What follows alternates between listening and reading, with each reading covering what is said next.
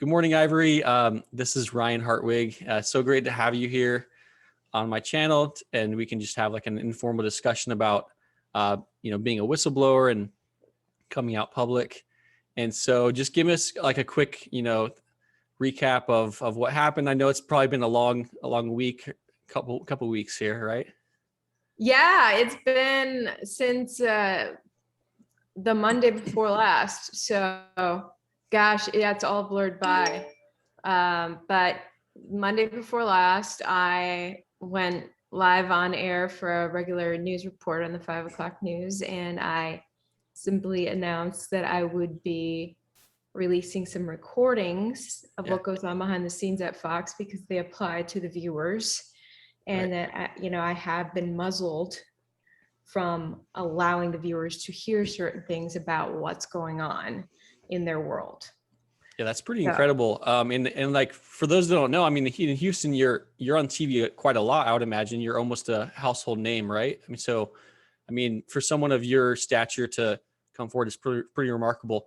So we both of us went public with Project Veritas with our respective stories. And first of all, kudos to you for coming out and having that courage. So we both witnessed corruption, and you had a lot to lose by going public. And you lost your job, you were terminated. So for you, like being there on the inside and working at the news station, what was the tipping point where you're like, well, I need to go public with this information? What was that tipping point for you? It was actually last August when my bosses sent me to a story, didn't like what the interview subject said, and then punished me, and severely punished me so far as to internally defame me, put me on a big social media lockdown. I couldn't basically do anything or post anything without screening it first through my bosses. And it was like, what is this? I had to get a lawyer involved to get rid of the defamatory material that the bosses had put into my file. So all because I had allowed a soundbite to get out to the viewers that the bosses didn't want the viewers to hear. So that's when it just made my jaw drop and made me realize this isn't journalism, because journalism is conveying the facts on the ground to people, regardless of what they are. It'd be one thing if the bosses said, okay, we only have a 30-minute or 1 hour show, and we can only fit this much into the show, and this is our favorite part, so we're going to keep this in the show and kick that out. But no, this is material that went onto Facebook, which is unlimited space. You can put anything on Facebook pretty much. And they said, you can't let people hear that. We don't want people to hear that. So that was really creepy. And it was just so wrong that they had, I was being targeted like that because I was allowing viewers to hear something. And I had a fantastic relationship with my bosses up to that point. This came completely out of left field. Mm-hmm. My boss loved me, was always having me, on the top story. She applauded me for being this aggressive pit bull, she called me, with stories. I'd make big stories happen. And then for this to come out of nowhere, it was so shocking. And I had to pry with her on why this was happening to me for an interview that she sent me to conduct. And she finally admitted to me that it was her bosses making her do this, which you kind of hear some of those recordings. And then just recently, a month or two ago, another Fox executive independently came to me and told me the same thing, that behind closed doors, my boss was defending me to her bosses in New York. So it came from above. And I just think that's important for viewers to know, that some of these edicts are coming down from above. And I'm not saying that every Fox owned station or Fox outlet has this blackout on certain information, but sometimes the bosses do pick and choose what they want to just crack down on. Yeah. So that's incredible. Wow. So a lot of the higher ups have a lot of authority. And so you were being punished for, you interviewed someone and they didn't like what the questions were, what the answer was. And instead of just cutting it out, they decided to proactively punish you and go after you. That's crazy. Yeah, I had a similar experience where I got punished by HR for sharing a link to a coworker where I was on the cover of LA Times holding signs about. Uh, I was holding literally cartoons from satirists who were murdered by radical Islamic terrorists, and so I was simply like expressing my First Amendment rights, and I was told that that was advocating for violence and discriminatory. Um, so yeah, it's incredible how much influence HR has. So now it's been like almost a couple of weeks here. Have you received any feedback from like your longtime viewers, from local people in Houston, as to your actions, positive or negative? Yeah, it's been overwhelming and positive. It's been so positive, the feedback. That's And awesome. it's incredible. First of all, I never thought this would blow up like this. I mean, I have followers, longtime followers from the United Kingdom, sending me screenshots of me on the cover of their news in the United Kingdom. Wow. Yeah, people reaching out from Australia, but it's so overwhelmingly positive, and towards me. And people are very upset at Fox, and the longtime viewers here in Houston are saying they're turning off Fox. And look, this is something I have been trying to talk to my bosses about for months. It's been like 10 months, and Yeah. there was never a time where I shied away from discussions of the corruption within Fox. I wanted to help the company overcome this corruption. Yeah. And so every chance I got, I said, this is not okay. Yeah. We really need to fix this in the company. Yeah. And I have been internally harassed and defamed, and what you guys are doing with the slant, because it was not just that story in August, and they proceeded to go on with some incredible slants and have more moments where they said, don't let this reach the public's ears. Yeah. And it was very strange, and I kept saying, this is not journalistic. And so they had every chance to fix it. I mean, they were clearly aware. They were just adamant at ignoring me. Yeah. And I was like, gosh, I guess you guys are gonna allow this TV station to continue a slow suicide. I'm trying to help the company and the station. Yeah.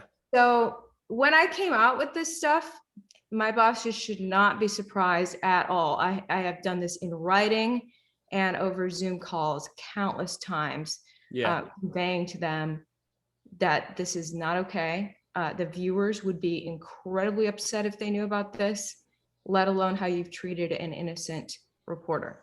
So yeah, and that proves the authenticity of your story. It's not just you looking for fame or publicity. I mean, this is something you tried to handle internally for a long time, and you felt like the only way to have it resolved or have light brought to the issue was by going public. Correct, right? Right. Yeah, they were not interested in changing anything. Yeah. So that's great. You mentioned you've done quite a lot of interviews so far. I was blessed to do a lot of interviews, be able to speak publicly and let the world know about these issues. So I've probably done in the last year at least 100 interviews, and some internationally. I speak Spanish as well and some Portuguese. So that's really a blessing. I mean, I feel like big tech censorship is a global issue, and I think they work hand in hand with local news networks as well. I mean, because CNN and Fox, I don't know if Fox is in Brazil, but CNN and CBS, for example, they're worldwide. So I think a lot of people were waking up, and so yeah, I wrote a book, Behind the Mask of Facebook, as you can see the poster behind me, and it details more than 30 examples of censorship where Facebook was, like you said, had that slant. They had that slant, and they made newsworthy exceptions. And it's funny talking to a reporter now, because the word newsworthy. Normally, you'd hear that in a newsroom, right? You're writing a story. What should we write about? What's newsworthy? But Facebook was using this term. So when Don Lemon said on air, white males are terror threats, Facebook even told us, they gave guidance to us, and they said, we know what he said violates our rules. It breaks the rules of the hate speech policy, but we're going to make a newsworthy exception to allow it. So they did that. And they also had an exception given to Alyssa Milano. So Milano and other celebrities were advocating against the abortion law in Alabama. And so Alyssa Milano was posting that men should not be allowed to make laws about women's bodies. And that actually violated the policy as well, their own hate speech policy, because it excludes men from the political process. And once again, Facebook said we're making a newsworthy exception to allow this. Do you think that Facebook should be making exceptions, like their new should be determining what's newsworthy? Well, they have the freedom to do that, but I think that they're not doing a very good job of deciding, what the public is allowed to share with each other. Because it's interesting, because they're a platform of being the publisher of the so-called news reporter. I like to think of citizens as citizen journalists, as citizen news reporters right now, and Facebook is their publisher. And so Facebook is censoring out left and right, and just deciding out of left field what's newsworthy and what's not. And typically something that's newsworthy is of high public interest. So if it's going viral on Facebook, that would mean it's newsworthy. The public's hungry for it. Right. And so that's what's been so alarming with Facebook over this past year, is you're seeing countless things that are going viral start to get censored out aggressively. So Facebook is saying, we do not like that you like this, and we're trying to resist what you like. Yeah, exactly. That's the whole idea of virality, is like if something's viral, it's organic. It's, people are watching it because it's interesting to them. Why would they want to stop that? And in my book, I write about a specific example of that in 2018, during the summer of 2018. This was actually in Texas. There was you might remember it, there was a teenager who was attacked in a restaurant for wearing a MAGA hat. And so someone walked up and attacked him and knocked his hat off. And Facebook gave us guidance saying, hey, we know this is viral. They literally knew it was viral. And they said, we're making the decision to delete this video across the board. And the reason they gave was because the adult was cursing at the minor in the video, which in a lot of the news reports was even bleeped out. But they didn't say allow the news reports. They said delete any instances of the video. So it was a video that created sympathy for Trump supporters. And this was during, the I think this is after Trump got elected. But yeah, so these are examples that Facebook gives. They pick and choose basically who can be promoted. And it's so interesting to watch news corporations and social media corporations start to go in lockstep with this. From my experience, the Fox bosses were pretty much like, yeah, Facebook is doing a good job of censoring out some viral things that the public shouldn't be caring about. Yeah. But they do care about. Shame on the public, so let's censor it out. Fox kind of went in line with that. And actually, I haven't talked about a very similar story that happened with Fox in regards to Trump voters. I have recordings of this as well, about a story that came along of a man making a terroristic threat on social media against Trump voters, saying if a Trump voter came up to him, he would shoot them point blank. Yeah. And Houston police and the FBI got involved in this. This is a serious threat. And my Fox bosses were, I just pitched the story one day when I came across this.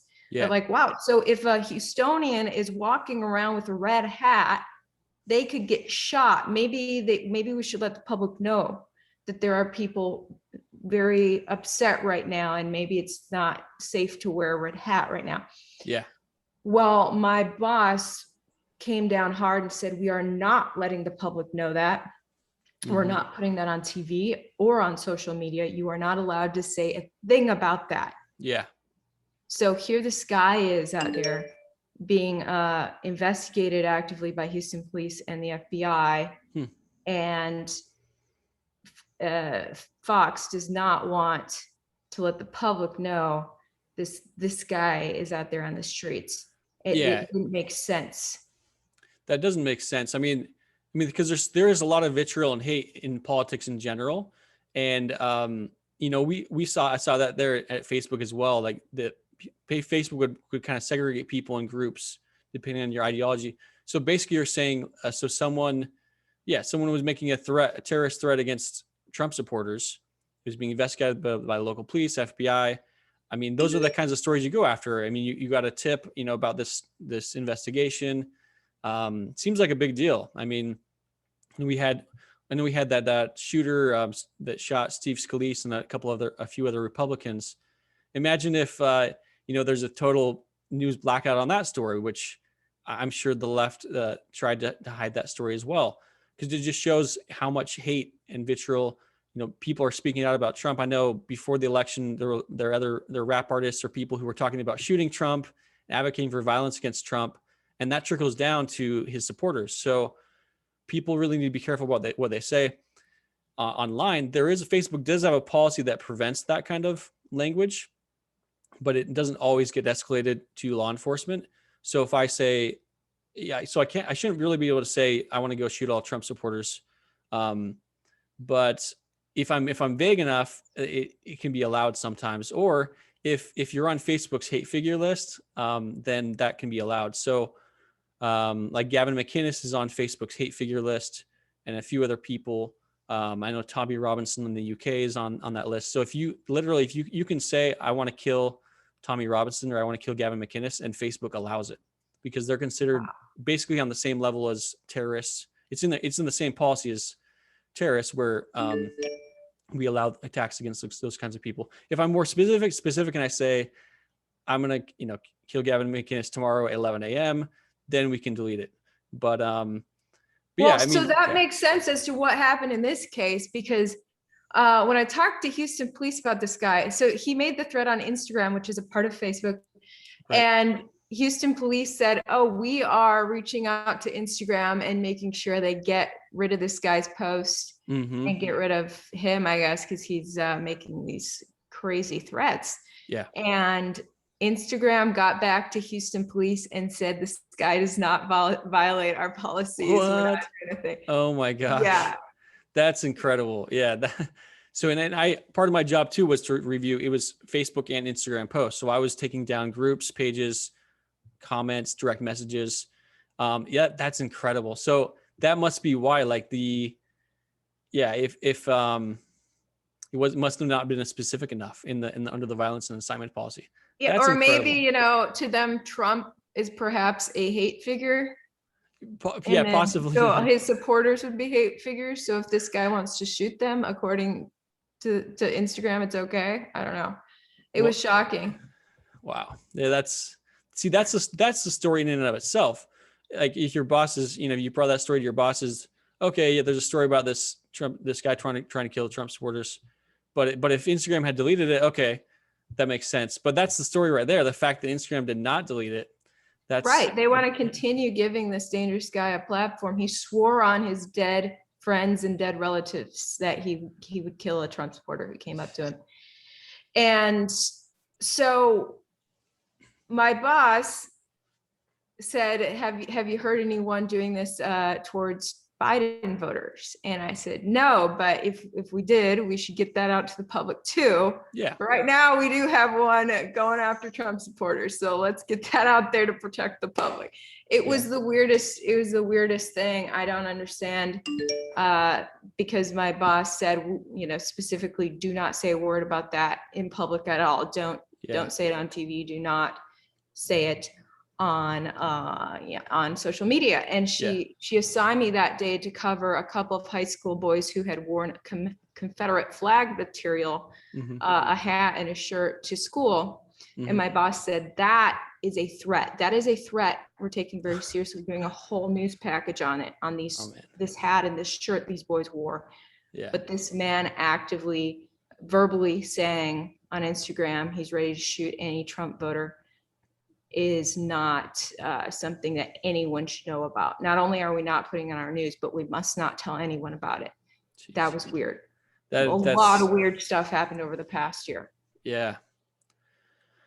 It just shows that one-sidedness. I mean, and you even offered to show both sides of it. and yeah, I had another example where there was a meme about Ronald Reagan's shooter back from the 80s. I guess he was in a psychiatric hospital for a number of years. He was recently released, or a couple of years ago, he was released.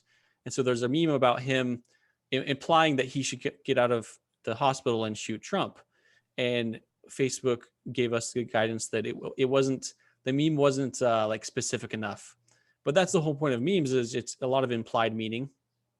And so the Facebook told us not to delete it.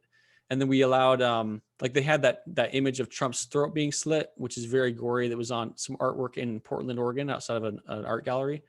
And Facebook allowed that because it's considered a real world art. And then effigies are allowed. Like if you put a mannequin of Trump in the street and you set him on fire, point a gun at him, that's allowed. But they modified the policies, and that's the danger of it, is they can change their policies anytime they like. So every 2 weeks they have a policy update. So yeah, I mean, they really can pick and choose. And I with the election, I also saw, them preparing us for the election. We were monitoring election fraud, tracking posts about the election, and essentially enforcing election law, which I thought was kind of weird that Facebook would be enforcing these national rules. But just to finalize here, Ivory, is there anything else? I mean, we talked about a lot today, some new examples too that were not in the video release. We talked about some, you being punished by HR for trying to publish a news story, and some other things internally there. Just to finalize, I mean, right now it's been a couple of weeks since you went public. Is there any just take home message that you want to give to the viewers out there? They've probably seen some of your original video, but is there anything that you want to include that people should know in these last? Yeah, my whole purpose in letting people know about this is to let them know that a narrative is happening and being controlled, both by the threat of something happening to the reporter if they cover this, and by actual acting out punishment of the reporter. So yeah, journalists are in certain scenarios have to live in fear of being punished for covering actual events on the ground that the public would find newsworthy. And people just need to know that this is happening, that I mean, I've witnessed this like peer pressure thing happening in the newsroom, where it's just certain reporters feel it's safest if they just avoid certain stories, protect themselves. And then other reporters who decide, no, this is something of public interest, I'm going to pursue it anyway. Yeah. They end up getting punished for that. So that sort of culture in the newsroom leads to the suppression of some stories that the public should be allowed to know about. Yeah. That then never reach the public's ears because of this strange stranglehold on the narrative. There's a huge fear culture in newsrooms. Newsroom members live in so much fear of getting disciplined or fired by their bosses, and I don't like it. It's not healthy for the free flow of information. So yeah, no, that sounds very that sounds horrific. The fact that you have journalists that this is happening to. So I'm sure, I mean, you're one that's come forward and is exposing this, but I'm sure there's many. Would you say there's many journalists who feel threatened and feel intimidated, either continue doing their job or just flat out resign? I've actually heard from so many journalists since just over a week ago when I came out. So many have emailed and messaged me saying that they resigned. Wow. Because they were fed up with this corrupt culture in their newsroom. It's rampant across the nation. Yeah. And it's so sad. So yeah, they dealt with the same sort of bullying from their bosses, or just a suppression of certain stories to correct the narrative around its path that the corporation wants, keep the corporate narrative. So a lot of people are really disgusted inside their newsroom to see what's happening to journalism, that journalism is being cast by the wayside in favor of a corporate narrative. Wow. So Yeah. I'm hoping to, some of these people will come out publicly with their stories. Yeah. I mean, we already heard from one yesterday with Project Veritas. Yeah, we heard about April Moss. Yeah, that's great. Right, but there's so many have already thrown in the towel. Yeah. No, it's an incredible story. Once again, thank you, Ivory, for your courage in coming forward and going public. Once again, if you're on the inside, either at Big Tech or the newsroom, you can contact Project Veritas, veritastips@protonmail.com. Both of us, have reached out to Project Veritas. We volunteered to work with them, and once again, thank you so much, Ivory, for your courage. Hopefully, we can meet in person sometime. Absolutely, yeah. Thanks for having me on. All right, thanks. All right, bye.